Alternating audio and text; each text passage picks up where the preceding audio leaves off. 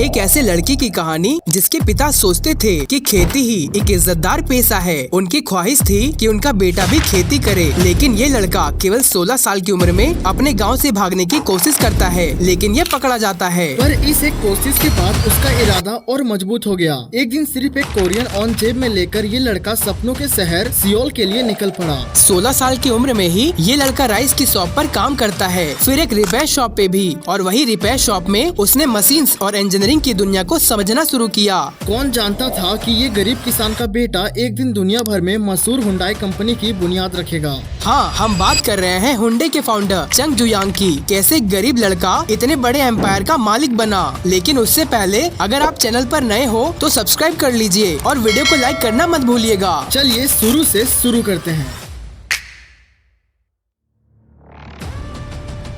चंग जुयांग एक नाम जो दुनिया के इंडस्ट्रियल लैंडस्केप में मिसाल बन गया। उनकी कहानी शुरू होती है 25 नवंबर 1915 को साउथ कोरिया के एक छोटे से गांव असान में। एक किसान परिवार में जन्मे जुयांग का बचपन एक्सट्रीम गरीबी के साये में गुजर रहा था। उनका परिवार एक छोटी खेती पर डिपेंडेंट था, जिसमें सिर्फ गुजारा हो पाता था और अक्सर उन्हें जरूरत के लिए पड़ोसियों की मदद लेनी पड़ती थी। उनके पिता फार्मिंग को एक इज्जतदार पेशा मानते थे और चाहते थे कि जुयांग भी अपना जीवन किसान बनकर बिताए। लेकिन जुयांग के सपने उनके परिवार की जमीन से काफी परे थी। उन्होंने महसूस किया कि फार्मिंग उनके परिवार को ना तो स्टेबिलिटी दे सकती है और ना ही उनके सपनों को पूरा करने का रास्ता। तभी उन्होंने डिसाइड किया कि उन्हें अपने गांव की समस्या को छोड़कर कुछ अलग करना होगा। लेकिन ये आसान नहीं था। उनका परिवार उनकी बातों को नहीं समझ पा रहा था और 16 साल की उम्र में उन्होंने पहली बार गाँव छोड़ने की कोशिश की। जब उनके पिता को इसका पता चला तो उन्हें वापस ले आए और उनकी इस इच्छा को दबा दिया गया। पर इस रिजेक्शन ने उनकी डिटर्मिनेशन को और भी मजबूत कर दी।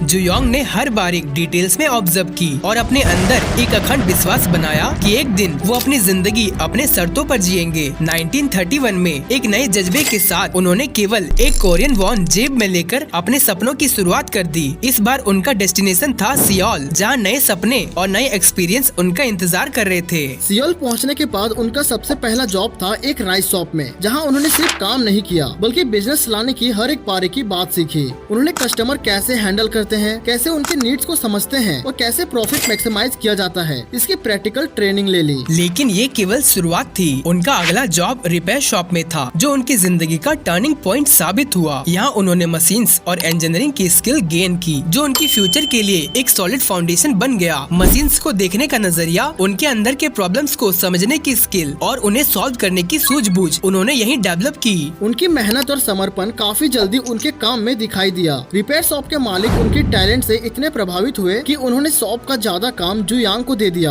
ये रिस्पॉन्सिबिलिटी उनका कॉन्फिडेंस और कौशल दोनों बढ़ाने का कारण बनी। उन्होंने इसी फेज में एक और नई चीज सीखी, रिस्क लेना और नई चीजों को ट्राई करना। रिपेयर शॉप से मिलने वाले अर्निंग्स को उन्होंने सेविंग्स में डालना शुरू किया, क्योंकि उनका सपना था अपना एक इंडिपेंडेंट बिजनेस स्टार्ट करना। लेकिन उन्होंने केवल फाइनेंशियल सेविंग्स नहीं की, उन्होंने अपने एक्सपीरियंस और सीखने के जज्बे को भी अपना कैपिटल बनाया। चंग जुयांग के अर्ली लाइफ के संघर्ष और डिटर्मिनेशन ने उनका एक मिशन डिफाइन कर दिया था, साउथ कोरिया को एक नए इंडस्ट्रियल दौर में ले जाना। उन्होंने अपनी सेविंग्स और एंटरप्रेन्योरल स्किल का यूज करते हुए 1947 में हुंडई इंजीनियरिंग एंड कंस्ट्रक्शन की शुरुआत की। ये वो दौर था जब कोरिया जापान के कॉलोनियल रूल से आजादी पाने के बाद अपने फीट पर खड़ा होने की कोशिश कर रहा था। हुंडई के शुरुआती प्रोजेक्ट्स बड़े नहीं थे, लेकिन उनमें एक चीज कॉमन थी, क्वालिटी और टाइमली डिलीवरी का प्रॉमिस। पहले रिपेयर शॉप्स और छोटी सिविल कॉन्ट्रैक्ट के जरिए उन्होंने अपनी क्रेडिबिलिटी को बनाई। लेकिन उनका असली ब्रेकआउट तब हुआ जब कोरियन गवर्नमेंट ने उन्हें इंफ्रास्ट्रक्चर डेवलपमेंट प्रोजेक्ट का एक बड़ा चांस दिया। 1950 के दौर में कोरियन वार के बाद देश को रिबिल्ड करने का एक मैसिव एफर्ट चल रहा था। चंग जियांग ने इस अपॉर्चुनिटी को पहचाना और हुंडई को एक ऐसे कॉन्ट्रैक्टर के रूप में स्टेबलाइज किया जो बड़े सेल पर काम कर सकता था। सियोल बुसन हाईवे का प्रोजेक्ट जो कोरियन इकोनॉमी के लिए एक लाइफलाइन बन गया, हुंडई का पहला माइलस्टोन प्रोजेक्ट बना। इस प्रोजेक्ट के सक्सेस ने हुंडई को केवल कोरिया में ही नहीं बल्कि इंटरनेशनल स्टेज पर भी एक प्रोमिनेंट नाम बनाया। जुयांग का एक मंत्र था, impossible is just an opinion. ये एटीट्यूड उन्होंने अपने एम्प्लॉइज के अंदर इंक्लूकेट किया, जिन्होंने हुंडई के प्रोजेक्ट्स को हर बार एक नए बेंचमार्क तक पहुंचाया। 1960 और 70 के दौरान हुंडई इंजीनियरिंग एंड कंस्ट्रक्शन का स्कोप सिर्फ सिविल इंजीनियरिंग तक सीमित नहीं रहा। उन्होंने डैम्स, ब्रिज, पोर्ट्स और पावर प्लांट्स के बाद बड़े बड़े प्रोजेक्ट सक्सेसफुली कंप्लीट करके अपने एक्सपर्टीज का डेमोन्स्ट्रेशन मोटिवेशन दिया। कोरिया एक इंडस्ट्रियलाइजेशन में हुंडई का रोल पाइवटल बन चुका था। एक और सिग्निफिकेंट प्रोजेक्ट जो हुंडई की लेगेसी को डिफाइन करता है वो है गैंगबो एक्सप्रेसवे। ये साउथ कोरिया का सबसे एम्बिशियस इंफ्रास्ट्रक्चर प्रोजेक्ट था जो सियोल और बुसेन को डायरेक्टली कनेक्ट करता है। ये केवल एक हाईवे नहीं था बल्कि साउथ कोरिया के इकोनॉमिक ग्रोथ के लिए स्पैन बन गया। इस प्रोजेक्ट को कंप्लीट करने में हुंडई ने अपना पूरा टैलेंट, डिसिप्लिन और विजन लगा दिया। हुंडई का सफलता का असली राज था उनका इनोवेटिव अप्रोच और फियरलेस लीडरशिप। जुयांग ने सिर्फ काम को करने का तरीका ही नहीं बदला बल्कि एक ऐसे कल्चर का निर्माण किया जिसमें एम्प्लॉइज अपने काम को एक मिशन की तरह लेते थे।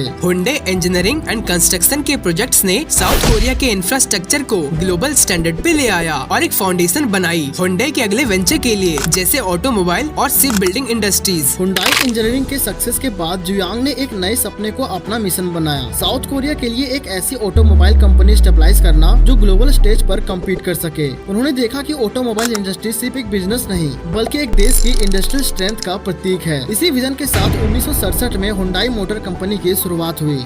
लेकिन एक ऑटोमोबाइल कंपनी स्टार्ट करना आसान काम नहीं था। साउथ कोरिया के पास ना तो अपना टेक्नोलॉजी था और ना ही स्किल्ड वर्कफोर्स जो कार डिजाइन और मैन्युफैक्चर कर सके। तभी जुयांग ने डिसाइड किया कि उन्हें एक्सपर्टीज इंपोर्ट करना पड़ेगा, लेकिन अपनी आइडेंटिटी और विजन के साथ। जुयांग हुंडई ने इसके लिए British car manufacturer Austin motor के साथ एक पार्टनरशिप साइन की। इस पार्टनरशिप के जरिए उन्होंने टेक्नोलॉजी और डिजाइन का एक्सेस लिया और अपनी पहली कार कॉर्टिना को मार्केट में लॉन्च किया। कॉर्टिना एक सॉलिड शुरुआत थी, लेकिन जुयांग की विजन के लिए सिर्फ एक स्टेपिंग स्टोन था। जुयांग की एम्बिशन थी एक 100% कोरियन कार डिजाइन करना जो साउथ कोरिया के इंजीनियरिंग और मैन्युफैक्चरिंग कैपेबिलिटी का प्रतीक बन सके। इस सपने को पूरा करने के लिए उन्होंने एक ग्लोबल टीम बनाई जिसमें फोर्ड के फॉर्मर एग्जीक्यूटिव जॉर्ज टर्नबुल और यूरोप के इंजीनियरिंग एक्सपर्ट्स को शामिल किया गया। 1975 में हुंडई की खुद से बनाई हुई कार हुंडई पोनी लॉन्च हुई। पोनी साउथ कोरिया की पहली कार थी जो पूरी तरह से डोमेस्टिक मैन्युफैक्चर और डिजाइन कैपेबिलिटीज का रिजल्ट थी। ये कार एफोर्डेबल, रिलायबल और साउथ कोरियन मार्केट के लिए परफेक्टली सूट था।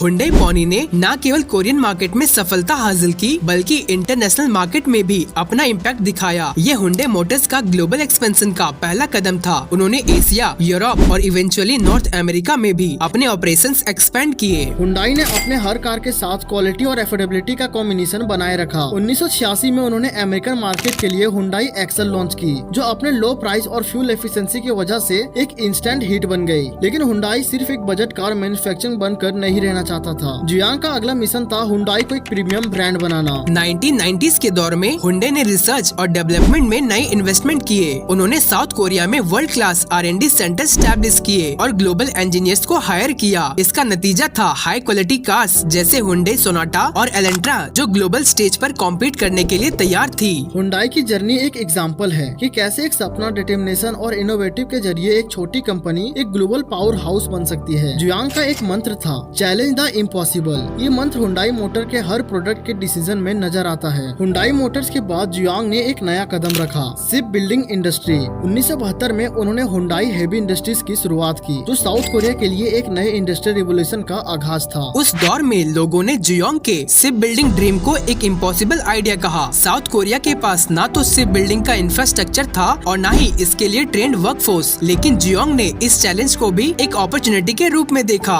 उन्होंने एक बड़ा रिस्क लिया और ब्रिटिश कंपनी बार्कले बैंक से फंडिंग सिक्योर की। जब उनसे कोलेटरल की डिमांड की गई तो जुयांग एक सिंपल नोटबुक और अपने विजन के साथ बार्कले के ऑफिस गए। ये उनका सेल्फ कॉन्फिडेंस और विजन का एक उदाहरण था जो किसी भी बिजनेसमैन के लिए इंस्पायरिंग है। 1974 में हुंडई हेवी इंडस्ट्रीज ने अपना पहला project Atlantic Baron tanker successfully deliver किया। ये केवल एक शिप नहीं थी बल्कि साउथ कोरिया के इंडस्ट्रियल प्रोग्रेस का प्रतीक थी। आज हुंडई हेवी इंडस्ट्रीज दुनिया के सबसे बड़े शिप बिल्डिंग कंपनीज में से एक है। जुयांग का मानना था कि अगर देश के लोग मेहनत करें और लीडरशिप उन्हें गाइड करे तो कोई भी चीज इम्पॉसिबल नहीं है। ये विजन उन्होंने हुंडई के हर बिजनेस वर्टिकल में अप्लाई किया जिसमें शिप बिल्डिंग के अलावा इलेक्ट्रॉनिक्स, स्टील और कंस्ट्रक्शन भी शामिल है। तो दोस्तों ये थी हुंडई की जबरदस्त कहानी। अगर ये वीडियो आपको पसंद आई तो लाइक करे, सब्सक्राइब करे और बेल आइकन दबाना ना भूले। कमेंट में अपना फीडबैक जरूर दे और बताएं कि आपको हुंडई की कौन सी बात सबसे इंस्पायरिंग लगी। मिलते हैं अगले वीडियो में, तब तक के लिए जय हिंद।